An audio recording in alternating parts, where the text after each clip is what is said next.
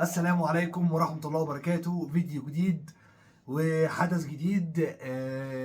سمعنا من شوية، سمعنا النهاردة ان في غرامة على امام عاشور، وفي حوارات بتحصل، وفي ان هو بجح في الشناوي، وان هو شد مع الشناوي، ومحمد رمضان دخل وعاقبه وغرامه، وفي حوارات حصلت.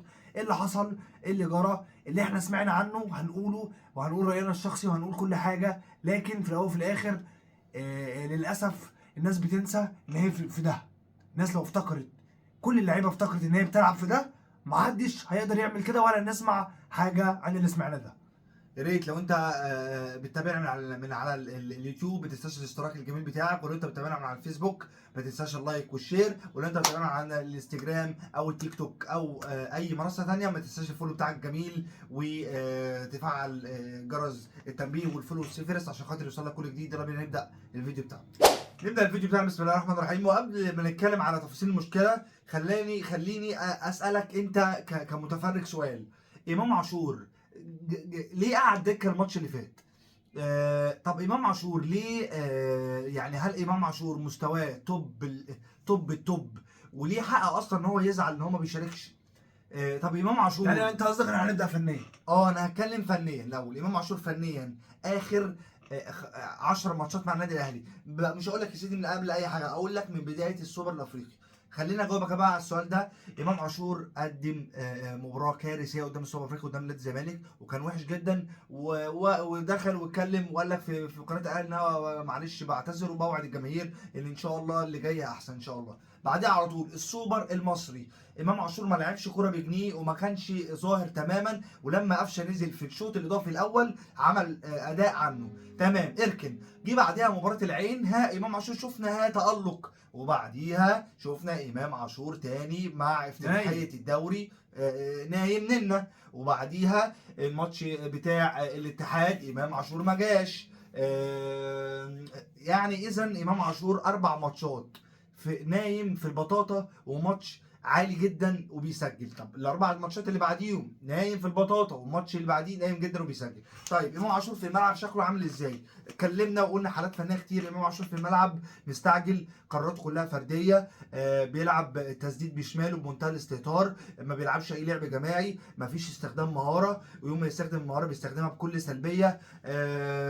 ما فيش حضور في الملعب، مش شايفين وجوده، مش اللاعب اللي ينزل يستلم ويوزع لك، مش شايفين تغيير الملعب اللي كان بيعملها، مش شايفين نشاط، مش شايفين حيويه. امام عاشور خارج التركيز تماما. يعني انت بتتكلم من الاخر وبتقول ان فنيا هو اصلا يستحق ان هو يقعد دكه. فنيا هو مستواه زي القرف تمام، فكون ان هو يقعد دكه في مباراه المباراه اللي فاتت تمام. لا المباراه اللي فاتت بتاع دوري ابطال افريقيا، فدي حاجه استاد ميجاب دي حاجه ما تعبوش. انت لو لاعب عندك شخصيه كنت تقول فعلا انا هو لو فعلا انا وحش. لا، لو انت متسامح مع نفسك، لو انت متصارح مع نفسك، لو انت متسامح، لو انت عايز تبقى احسن، لو انت عايز ترجع نفسك تاني للتشكيله الاساسيه. طب انت ليه تم استبعادك من منتخب مصر؟ ما تقوليش عشان الاصابه، عشان انت حتى لو كنت مش مصاب انت قدمت بقول لك سوبر افريقي منتهى واضح ان حسام حسن ما بياخدش بالصيت. ركز في الجمله دي. حسام حسن ما بياخدش باسم اللاعب نهائي. حسام حسن مش بيطبل. مستواك كويس هتيجي، مستواك مش كويس مش هتيجي. بس طبعا حسام حسن برضو ليه برضو بعض السلبيات، بس احنا بنتكلم على امام خصوصا امام. فانت استبعدت من المنتخب، بتشارك وحش جدا، بتروح غزاله صفراء للاسف لسه هتكلم عليها. انت انا همسكك دلوقتي. تعالى بتفرح مع الجماهير.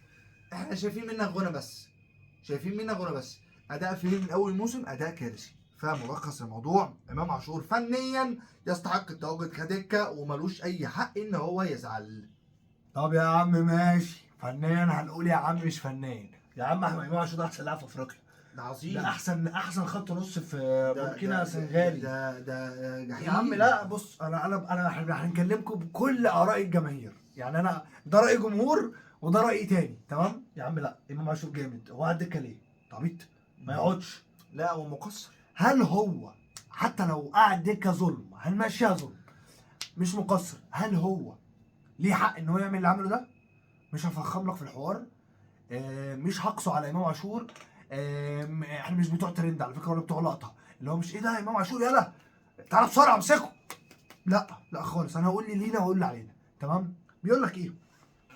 امام عاشور في الماتش اللي فات قدام استاد ابيجان قعد دكه طول الماتش، ما نزلش خالص، وكان عايز ينزل زيه زي اي لاعب.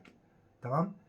امام عاشور صوته عالي وهو قاعد على الدكه، ويقال ان هو انا هقول لك اللي بيتقال، ويقال ان هو قال ان هو ما نزلتش ليه، او قاعد ينفخ، او قاعد صوته عالي على الدكه. فالشناوي بيقول له انت بتعلي صوتك ليه؟ ما انت كنت من شويه بتضحك للجماهير، او الكاميرا لما بتيجي عليك بتضحك، بتيجي تعلي صوتك ليه؟ او بتعلي صوتك ليه دلوقتي؟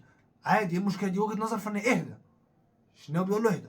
راح امام عاشور قايل له ايه؟ انا مش بوشين، ما تقوليش اهدى، انا متضايق، انت مالك؟ اضحك ولا ما اضحكش؟ لا، كلنا لعيبه زي بعض، ومفيش حد واصي عليا. تمام. طيب، لحد هنا ونقف. الشناوي، انت عارف الشناوي، انا وهو وانتوا وكل الناس عارفين الشناوي هو كابتن عايز يمارس دوره ككابتن. تمام. هنجيلها في اخر اللايف. هو هتلاقيه دخلك في حته ايه الاهلي ومش الاهلي وما ينفعش لاعب يعمل كده. هنجيلها في اخر الفيديو. تمام. لكن انت كلاعب، اولا ده واحد كابتن عليك، ثانيا مالكش كل حق انك تتكلم ان انت وحش قوي فنان زي ما هو قال، ثالثا ان انت تتكلم كده مع واحد بسبب مدرب استبعدك، او بسبب مدرب من الاخر ما عملش حاجه اللي على هواك، فانت كده غلطان. تمام. راح الشناوي قال له لما اقول لك على حاجه تسمعها، ولو انت مش عاجبك روح اشتكي لمدير الرياضي محمد رمضان. تمام. دخلنا اوضه اللبس، محمد رمضان بيتكلم مع امام عاشور، راح امام عاشور مشي وسابه. بيقولوا كده، هم بيقولوا ان هو مشي وسابه. او يقال برضو ان هو غادر غرفه الملابس اصلا، يعني ساب الشناوي يتكلم ومحمد رمضان راح غادر راح مشي محمد رمضان بيكلمه وراح مشي. تمام. راح في الاخر في نهايه الحوار تم توقيع غرامه. هم بيقولوا تم توقيع غرامه، لسه ما حددوش السعر قوي، لكن هم بيقولوا مليون جنيه، وتم حرمان اللاعب المشاركه في التدريبات الجماعيه لمده اسبوع. وعشان يرجع تاني يشارك في التدريبات الجماعيه لازم يعتذر لمحمد رمضان ويعتذر للشناوي اللعيبه. هو بيقولوا كده، يقال هم بيقولوا كده. طيب، نمسك بقى الموضوع حته حته. طيب، امام عاشور استبعد، حتى لو هو فاجر فنيا. تمام. انت مالكش اي حق انك تعمل كده. تاني حاجه، حته ليه ما تمشيش على نهج كهرباء، ما تبقاش قموصه. بلاش. في غيرك. طب ثواني، قفشه مش هو طلع بتصريحات مع ابراهيم فايق واتقدر وكولر استبعده بتاع 3 مطوشه؟ يا راجل ده كولر استبعده 3 مطوشه. انت فاهم يعني انا بقول ايه؟ بلاش يا عم، كولر مقعد قفشه من ساعه لما انت جيت اصلا. كولر بيقعدوا دكه وبينزلوا اخر ربع ساعه اخر ثلث ساعه، ليه ما طلعش عمل زيك؟ ليه؟ هل انت عايز تعيش دور؟ هل انت عايز تركب على نغمه وعايز تعيش دور ان انا نجم الاوحد في الفريق وقلنا عليها 100 مره واتكلمنا عليها؟ امام عاشور مش هينفع يا امام، مش هينفع. بلاش تحط جواك ان انت رقم واحد في الفريق. لو حطيتها ولا هتعرف تأدي في ملعب، ولا هتعرف تأدي بره ملعب، ولا هتعرف تحترم حد. هل انت عايز تمشي بهواك ان انت عايز تبقى رقم واحد في الفريق؟ طب ازاي؟ ليه وليه بقى؟ انا امام عاشور كولر يركني، ومش هقول لك يا عم قفشه هتقول لك انا مش هخش في نفوس حد، بس كولر يركني 90 دقيقه وما انزلش؟ يا راجل ده ماتش، يا راجل انت بتلعب من اول الموسم. ايه يا عم في احنا غلطنا في البخاري؟ امام عاشور لازم يعرف ان هو في النادي الاهلي. بلاش انت، اوعى تعمل نفس اللي كنت بتعمله في الزمالك. بلاش تمشي على نهج كهرباء. لو مشيت على نهج كهرباء هتاخد على دماغك، يا هتمشي يا هيتحط عليك من الجماهير، يا مش هتشمها. لكن للاسف ما تعملش اللقطه اللي بتعملها وانت في الزمالك. حته القمص دي مش بتاعتنا. اديك اتغرمت مليون جنيه، اديك اتركنت وهتتركن تاني ده اسمع مني، ومش هتشارك في التدريبات الجماعيه ان شاء الله هتبقى. فحته امام عاشور مفروغ منها. ملوش حق فنيا ان هو يتكلم، ملوش حق اخلاقيا، لان هو في ده.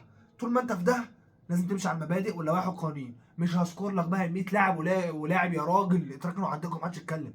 عماد متعب ذات نفسه، حسام البدري كان حرفيا حاطه في دماغه. ممكن يرمي تيشيرت، فممكن يتعصب، لكن يا راجل ان هو كابتن من كباتن الفريق يكلمك تقوم ماشي وسيبه. تمام. وبعدين شابوه لمحمد رمضان، شابوه للشناوي. حته الشناوي اللي اتكلم عليها، الشناوي ممكن يكون موفر شويه في حته ان هو عايز يمارس دور الكابتنه، لكن في الاول وفي الاخر احنا بناخد باللي بنشوفه. وغلطان ان امام عاشور رد عليه، غلطان ان هو اتكلم بالطريقه دي. تمام. ليه؟ لان الشناوي مش بيتكلم كلام من فراغ، او حتى هو بيلومك ان انت قاعد متضايق. فما دام الشناوي عمل في لقطه حصلت مع لاعب زي كهربا لما حصلت برضه لقطه مع الشناوي، اعرف ان اللعيب ده مش هقول قليل الادب، لكن اللعيب ده كلامنجي وما بيحبش يستحمل وبيتكلم كتير. ما تتكلمش كتير انت او غيرك. امام عاشور قولا واحدا لا يستحق مشاركه فنيا، ولا يستحق المشاركه بسبب اللي عمله ده، ولازم يتعاقب. عايز اقول حاجه برضو، الموضوع هيخلص لو انت اعتذرت للشناوي، تمام؟ ورساله للكوره، رساله للكوره، ما تخليش اللي حصل ده يخليك تحن على امام ولا تلعبه اساسي، ولا تقص على امام برضه. وما تقصش على امام. بس يعني احنا زي ما احنا، امام فنيا وحش الايام دي، مفيش اي مشكله انه يقعد دكه، مفيش اي مشكله يقعد تاني وتالت، لو زعق يقعد تاني وتالت برضه، تمام؟ ايه المشكله لما يقعد قدام البنك الاهلي يوم الاحد؟ ايه المشكله يعني؟ ما يقعد لاعب امام وقفشه، بس حرام قفشه يقعد بمستواه ده، مش هيقعد، مش حرام هيقعد يا صاحبي، ما تقلقش. حرام قفشه يقعد بمستواه ده وامام يلعب، حرام حرام حرام، لازم تبقى عارف كده. في نهايه الحلقه حدث وحصل، لاعب متعاقب او لسه هيتعاقب، هيعلنوا عنه اكيد رسمي. مشاده حصلت ما بين 2 لعيبه في الاول وفي الاخر في النادي الاهلي، سواء كان كابتن ولا لا. المدير الرياضي عاقب لاعب، بلاش نقصه، بلاش نركب الترند اكتر من كده، فاهم؟ بلاش نقصه على لاعب، بلاش نقصه على حد. يعني نحاول نعدي المشكله، احنا بنطلع نتكلم عليها عشان الناس اللي ما تعرفش تعرف، لكن ولا ناخد الموضوع ترند، ولا نقصه على لاعب، ولا نعيب في ولا لاعب. اي حاجه، احنا لسه في بدايه موسم عادي، حاجه وحصلت مشكله وحصلت، بيحصل اسخن منها ومنها في الزمالك وبيراميدز وفي كل الانديه، يعني احنا احسن الوحشين. في نهايه الحلقه شابوه محمد رمضان، شابوه الشناوي، هارد لك لامام عاشور. عيد حساباتك مع نفسك تاني. اي حد في النادي الاهلي، مش شرط امام عاشور ولا كهربا ولا غيره، اي حد في النادي الاهلي ما يحترمش اللوائح والقوانين لازم يبقى ده مصيره. عشان كمان يبقى درس لكل اللعيبه، مش درس للشناوي ذات نفسه، اوعى تعترض على المشاركه، تمام؟ النادي الاهلي فوق الجميع، وفوق رقم إمام، واحد. وفوق كهربا، وفوق الخطيب، وفوق تريكا، تمام؟ ورقم سبحانك اللهم وبحمدك، نشهد ان لا اله الا انت، نستغفرك ونتوب اليك، ونشوفكم ان شاء الله فيديو جديد وحلقه جديده من الايام الجايه في الماتشات او بره الماتشات او اي حاجه. السلام عليكم.